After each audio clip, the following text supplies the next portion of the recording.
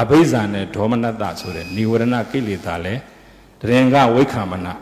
တကယ်ကွာပြီးတော့ကာယဝေဒနာစိတ်ဓမ္မတို့ရဲ့အနိစ္စဒုက္ခအနတ္တလက္ခဏာကြီး၃ပါးကိုလည်းအမှန်တကယ်မြင်မယ်ဆိုတာကို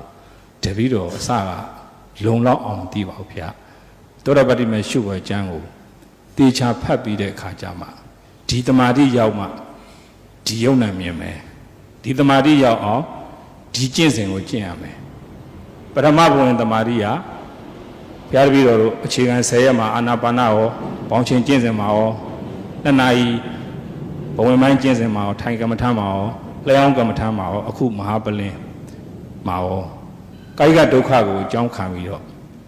ယောဂီရဲ့စိတ်မှာကြမ်းတမ်းစွာဖြစ်ပေါ်လာတဲ့ဒိဋ္ဌိတဏှာဒေါသဇောချမ်းတွေချုပ်သွားတဲ့အတွက်ကြောင့်ထိုဇောချမ်းတို့ရဲ့မိယာနှလုံးအိမ်ဘဝင်ကငြိမ်ကြသွားပြီးတော့ပထမဘဝင်လို့ဆရာတော်ကျမ်းဂန်မှာသမုတ်ထားပါတယ်ဗျာအဲ့ဒီပထမဘဝင်တမာတိကိုရောက်ပြီဆိုမှကာယကဒုက္ခကိုအကြောင်းခံပြီးစိတ်မှာဘိဇာဒေါမနတမလာတော့ပဲဓာတ်၄ပါးအတုပအယုစု32ခုထာတာရှစ်စိတ်နောက်စိတ်နောက်ဆံမတင်မဲ့အနောက်ရှက်ကင်းကင်းရှုနိုင်ပြီဆိုတာအခုမှသိပါတယ်ဗျာဒီကနေမှရှေ့အနိမိတ်တချုပ်ဆဲသည့်ကျင့်စဉ်နဲ့လောကီကာမပညာကိုအာယုံ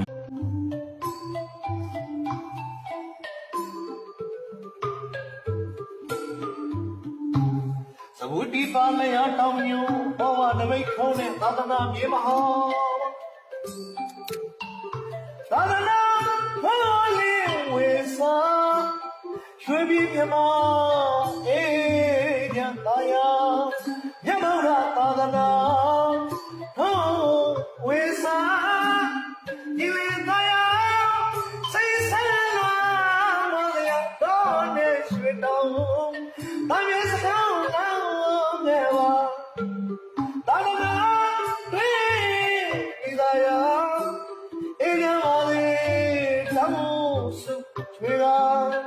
မြတ်ဗုဒ္ဓသာသနာရပါလေ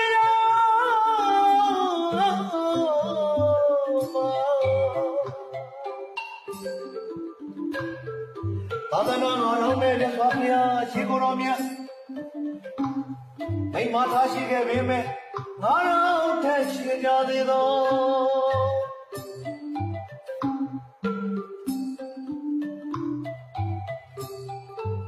ရဘောတော်ရဲ့သာသနာဒီဓမ္မကတည်တံ့ရှင်းကြပြီးတော့ဆရာတော်ဘုရားသာသနာအရှင်တိတ်